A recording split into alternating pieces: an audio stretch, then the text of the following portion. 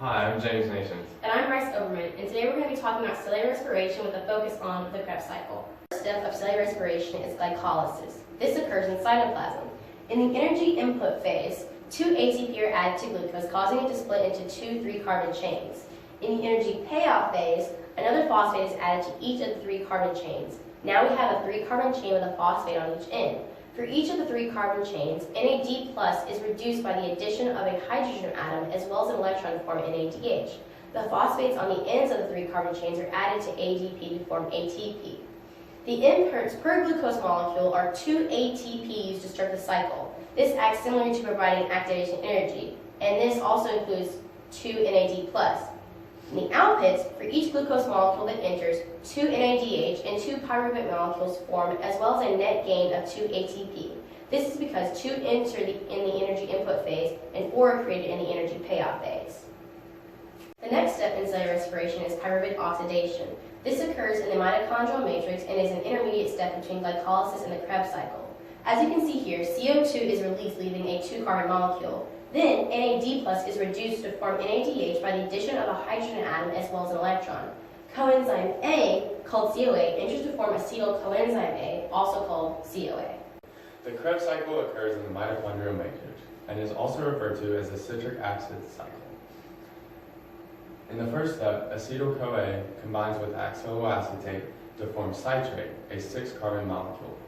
H2O is both removed and then added to form isocitrate, a 6-carbon molecule. NAD+ is reduced to form NADH as isocitrate is oxidized, causing a carbon atom to leave and form CO2, leaving a 5-carbon molecule called alpha-ketoglutarate. Alpha-ketoglutarate loses another carbon which forms CO2 as it is oxidized. NAD+ is reduced to form NADH. The CoA molecule attaches to the 4-carbon molecule by an unstable bond, forming succinyl coenzyme A. In succinyl coenzyme A, the CoA is replaced by a phosphate group, which immediately combines with a GDP to form GTP, which is then used to generate ATP. Succinate is oxidized by FAD, which is reduced to produce FADH2. H2O is added to fumarate to form malate. Malate is oxidized by the reduction of NAD+ to form NADH and oxaloacetate. Oxaloacetate combines with another coenzyme A to repeat the cycle. To recap, the net inputs for the KREBS cycle are 1 acetyl-CoA, 1 FAD+, 1 ADP, and 3 NAD+. Now keep in mind, 2 acetyl-CoAs per glucose molecule come out of pyruvate oxidation. The net products of the KREBS cycle per acetyl-CoA is 3 NADH, 1 FADH2, 1 ATP, and 2 CO2 molecules. The last step of cellular respiration is oxidative phosphorylation.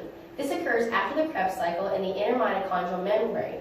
During electron transport chain, NADH and FADH2 are oxidized as the energy-carrying electrons enter the complexes in the intramembrane space. The energy stored in the electrons is slowly released, and H+ ions are pumped across membrane, creating a proton gradient. H+ also combines with oxygen, final electron acceptor, to form H2O. During chemiosmosis, ATP synthase is powered by the H+ gradient to form ATP from ADP in a free phosphate group. Here are our references. Thank you again for watching our video. We hope this video was educational and helped you better understand the complex process of cellular respiration.